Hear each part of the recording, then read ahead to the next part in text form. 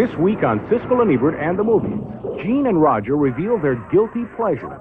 It's basically a beach party movie with a lot of nudity. Movies they are ashamed to admit they like. There, I've named them. I feel better already. Find out what the critics might watch when no one is watching them. If you feel guilty when you rent these films, you can always say, I'm just renting these for a friend who doesn't have any taste. That's this week on Siskel and Ebert and the Movies.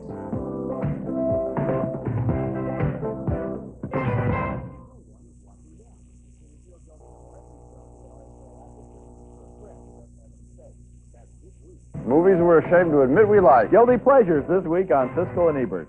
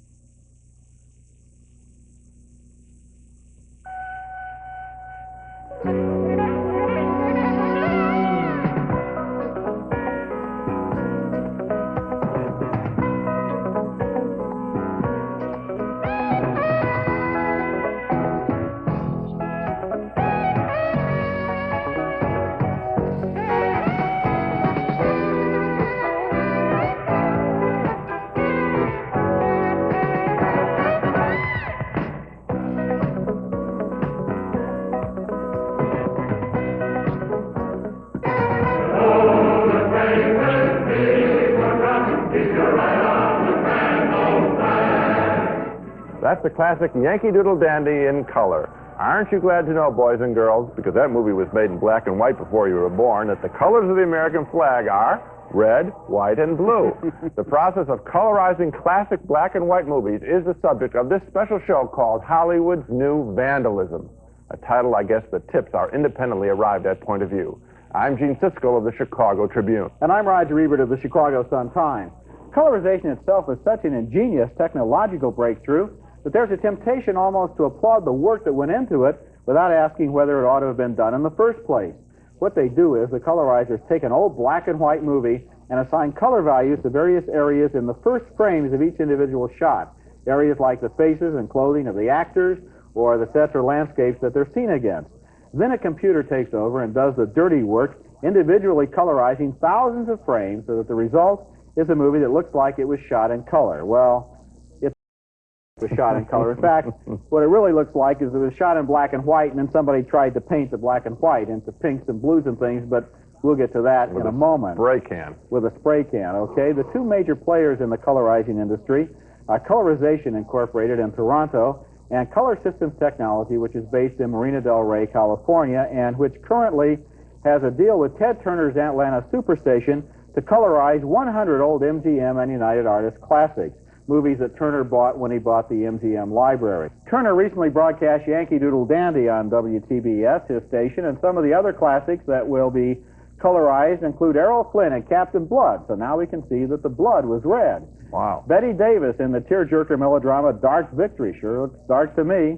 Humphrey Bogart as a killer on the loose in High Sierra. Those mountains were green, and they had rocks in them that had colors on them. And Bogart again in John Huston's classic thriller, The Maltese Falcon, and I'll bet you that falcon was black. That movie is going to broadcast on Turner Station in November.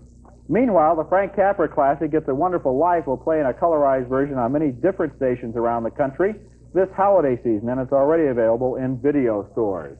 It's a safe bet that John Huston won't be watching when Ted Turner plays the colorized version of The Maltese Falcon in November.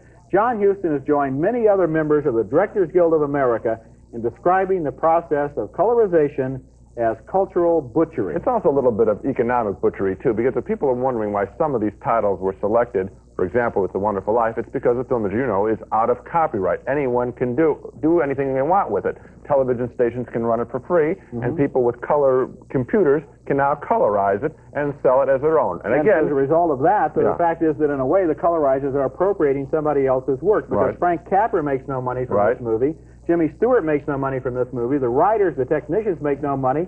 Only the colorizers have found a way to make it new and sell it again. And the guy who shot it in black and white and put all the effort in getting the lighting in black and white, he doesn't make a penny either. Forget about him. Both Jimmy Stewart and Frank Capra have publicly pleaded that the colorizers leave It's a Wonderful Life alone. But, as you said, it's out of copyright, and therefore, like a lot of these movies, it's defenseless. Some of my favorite movies, like The Third Man, are out of copyright. They can do anything they want with it, and yet not a single major movie director anywhere in the world is in favor of colorization. Not one. Directors and a lot of other film lovers believe that black and white films were shot that way for a reason, and they should be left the way the original artist intended them to be done. The colorized movies are turning up on television, and the video stores are full of them. The colorizers seem to feel that there's something missing from a black and white film, as if the film were somehow handicapped by not being in color. Even recent films that deliberately were shot in black and white, even in a color period, are now being colorized. Here's an example of that. George Romero's 1967 horror film, Night of the Living Dead.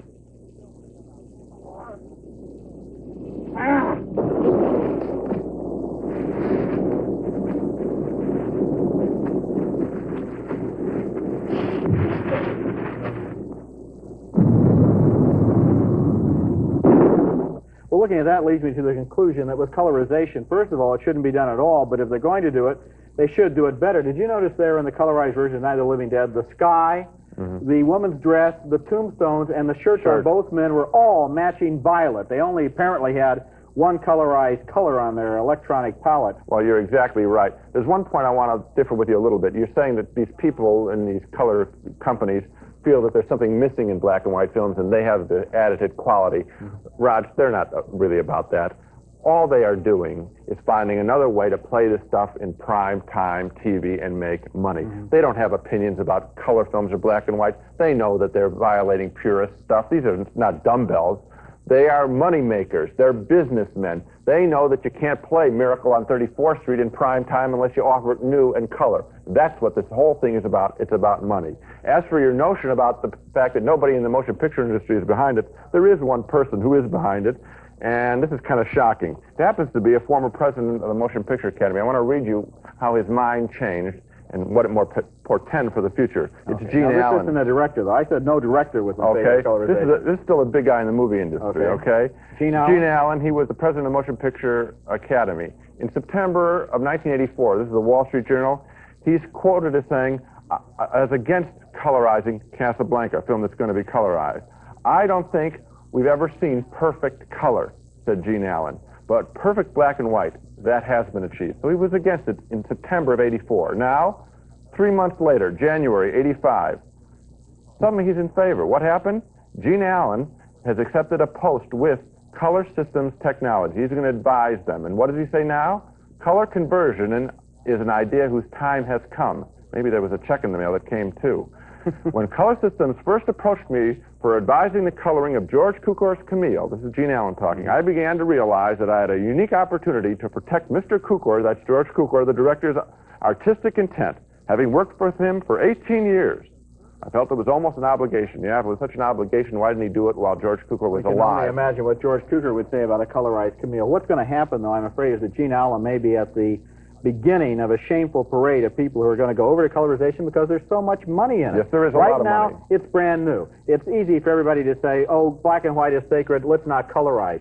The more money that's made, the more people will line up to make some of that money. And all of the studios, for example, the directors who work for the studios are against colorization. The studios can't move fast enough to sell their old black and white movies to colorization. It's a way to recycle that inventory. And you're right. You're absolutely right. It's a story about money, not about art. You got that right. Now, what if you like the new colorized movies? Well, coming up next, we'll show you some ridiculous examples of how badly they're being colored. I jumped in the river to save you so I could get my wings. Uh-oh. The coloring of black and white movies for profit. How do I hate thee? Let me count the ways. First of all, I don't think anyone has the right to obliterate another person's artistic creation. You know, they arrest people who spray paint subway cars. They lock up people who attack paintings and sculptures in museums. And adding color to black and white films, even if it's only to the tapes shown on TV or sold in stores, is vandalism nonetheless. The power of the stark black and white image is one of the great treasures of the movies. The late, great French director Francois Truffaut told me he never wanted any film of his movies to be in color. He was forced to because his films were financed in part by European television, which knew that color films usually draw higher ratings. But Truffaut told me that when he wrote the script of his movies, he never once mentioned color. It wasn't important to him, one of our great film artists. Now we're supposed to believe that some businessmen with computers are going to improve the movies? Ridiculous. But let's look at what they're doing. And when you do look closely at what they're doing, their work is even more insulting. First of all, there's a certain timidity about the colors used. Lots of pastels, as in this scene from the Cary Grant comedy, Topper. The coloring of Yankee Doodle Dandy is a visual mess, with some scenes where everything is awash with blue except the skin tones, which are the same for every actor. So much for the actor's individuality. And thanks for letting me know what your computer thought director Michael Curtiz wanted Jimmy Cagney's skin to look like. Flesh. Wow, what a surprise. The coloring is even more laughable than the classic It's a Wonderful Life, where the computer didn't care enough to color the background of the dramatic scene where Jimmy Stewart attempts suicide. That's right. At a great emotional moment like this, it really helps us to know that his sport coat may have been a gray tweed. Thanks a lot. Surely you get the point. Adding color adds needless information at critical times, and it can often soften the impact of a performance, as in Lionel Barrymore's classic villainous banker in It's a Wonderful Life. In black and white, he's a cold terror. In color, look at the difference. With a navy coat and a fleshy face, he's softer, less harsh, more like you and me. Yes, the dead Lionel Barrymore is pulled back from the grave through electronics to give a lesser performance. How dare they? Coloring also stumbles when the actors move. Look at the color bleeding in this scene from Yankee Doodle Dandy. Oh, why, as you can hear the colorist complaining, did Jimmy Cagney have to move around so much? Why did he have to dance? Why was he such a great artist? And then there are the classic gaffes. Look at the scene of Frank Sinatra in the assassination thriller Suddenly. What's wrong? His eyes. Old Blue Eyes is back, all right. Look at this, as Old Brown Eyes. The process isn't perfected, obviously, but I don't want to even get into that argument because that argument's a trap. Yankee Doodle Dandy was photographed in black and white by one of the greatest cinematographers of all time, James Wong Howe. The film became a classic in black and white. Adding color isn't going to make it a better film, and even the people who own the coloring companies will admit that if you push them. It's just a process, as we said before, to make money from a new way of packaging great old movies. You know, Gene, looking at those clips, one thing is very obvious. They start not with a blank sheet, as a color film does, but with a sheet that is already colored black and white. So they've got to find colors they can lay on top that will show up. Mm-hmm. And so they tend to pick, you can see it there, light blues, light greens, pinks, violets, yellows, colors like that. These guys in the 30s and 40s, Cagney looked like he was going out to commit murder. Colorized, he looks like he's going out to play golf. It's totally inappropriate. When we come back, we're going to ask a very basic question. What was so wrong about black and white movies in the first place? Colorization of old black and white movies, which we call Hollywood's new vandalism. Now, some of the defenders of colorization claim that they're actually performing a public service. They say young people are turned off by black and white movies. They won't watch them on TV. I guess they haven't seen all the black and white videos on MTV, the music videos that teenagers seem to watch even though they're not in color. The colorizers argue that by coloring the old classics, they're going to get the kids to watch them, and that'll be good for the kids and good for the movies. Well, if the worst thing that ever happens to some kid is that he has to watch a movie in black and white, I don't really think I can work up very much sympathy for him. In fact, I think parents almost ought to take kids and say, hey, look, this is another way that movies used to be made, and it's part of your cultural heritage. Good idea. The whole flaw here is the feeling that black and white films are lacking in something. Actually, I believe that black and white adds something to the movie-going experience. Stop to think for a minute. Real life is in color, but movies aren't real. They're fantasies. And by filming in black and white, they can sometimes be more dreamlike and elegant and stylized and mysterious. They can add a whole additional dimension to reality, while color sometimes just supplies additional unnecessary information. These days, there's tremendous commercial pressure on directors to shoot everything in color because color TV and color video rental demands it. All the same, in recent years, some of our best directors have overcome enormous pressures to fight for the right to shoot in black and white. Those directors include David Lynch, whose Elephant Man was dramatic in black and white, but might have looked like a circus sideshow in color. Mel Brooks, whose great comedy Young Frankenstein was a satire on old horror films, and so, of course, it shouldn't have been in color, because the old films weren't in color. And Francis Coppola, whose teenage movie Rumblefish used highly stylized black and white and a few dramatic flashes of color. I believe that black and white is often actually preferable to color, especially in movies where movement and timing and atmosphere are more important than pretty pictures or landscapes. color can add too much information to a scene. And for example, let's make a comparison here. Let's take a look at the big fight scenes from two recent, very well-received boxing films. We're going to start with Sylvester Stallone's Rocky IV in color.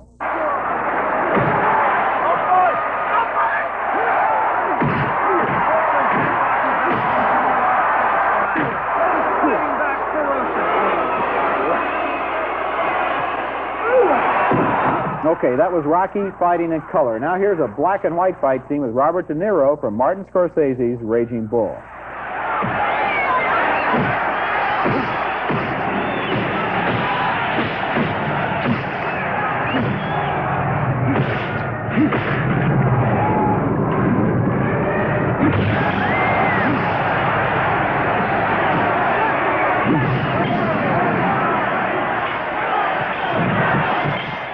Well, obviously, the cards are stacked because I'm going to say I like Raging Bull better, but the fact is I did, because there's something so brutal and direct and forceful about boxing that color just makes it too pretty. Roger, I'm going to make a blanket statement. If I had to choose between seeing all the movies for the rest of my life in color and all of them in black and white, there is no question that I would take black and white. And why? It's just what we've been harping on here a lot, which is color so often adds unnecessary information. It's just not relevant.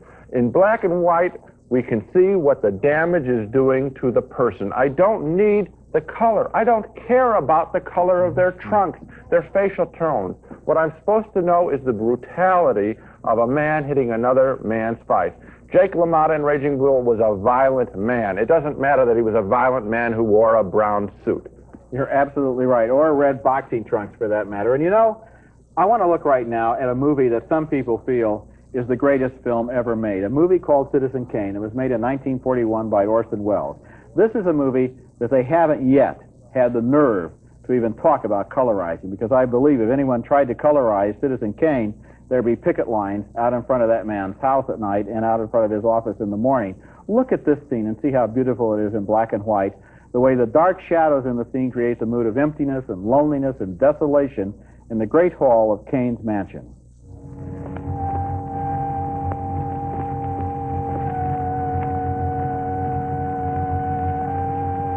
What are you doing? Oh, one thing I never can understand, Susan. How do you know you haven't done it before? Makes a whole lot more sense than collecting statues. You may be right. I sometimes wonder. Now, those shadows in the back of that shot are totally black. In real life and in color, there is no such thing as total black. You can't get total black in a color film. And so if you colorize that, you would have a very weird and strange-looking room rather than what you have there, which is one of the most beautiful rooms ever created in a movie. Orson Welles, whenever he was quoted about the film and all the writing about this film, always the name of Greg Toland, the cinematographer, is mentioned. A great debt to Greg Toland for helping to make this movie. And now they want to obliterate what Greg Toland added to the movie. I don't think they'll do it. I don't think anyone will have the nerve to do it to Citizen Kane. I agree with you. They won't cross the line because they'll be playing with fire. And that'll be going too far. Coming up next, we want to invite you to join in a little home experiment that you can perform on your own television set. The fool's going to... the sheriff's going to do it! This proposal. I believe that black and white is actually better than color for some movies, especially comedies where timing, movement, and dialogue are a lot more important than color. So I'd like to invite you to enlist in a guerrilla war against colorization by renting your favorite comedy that was shot in color and then taking it home and adjusting your TV set to watch it in black and white. I think it'll make it funnier, and that's what I'm going to do right here with a famous scene from Mel Brooks' great comedy, Blazing Saddles. Now, you've probably seen this scene many times in color, but here it is in black and white.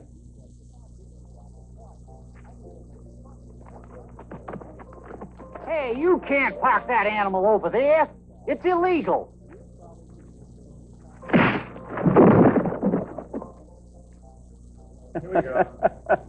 It was just as funny even when we couldn't see what color the horse was. Right. Now, I know there are probably a lot of people from the colorizing companies in Toronto and out of Marina del Rey who are sitting right now probably watching this show and saying, they're probably watching Honeymooners reruns, trying to think what they're going to do to them, but they're watching our show and thinking that the idea, my idea of turning color movies into black and white is the dumbest idea they've ever heard of. And all I've got to say is it may be dumb, but it's not quite as dumb as what you're doing.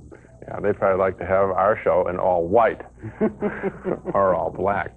I want to make one sort of serious point in conclusion, because I think there's another argument that they would say is, but fellas, we're not destroying these old movies. All those old movies can be shown in theaters, in revival theaters, if anybody wants to go. Or if you want to rent them in black and white, rent them in black and white. All we're going to do is give people an option. And we're going to show them in primetime TV, on cable stations, and anywhere else we can show them. Well, my answer is that they are probably going to win the battle.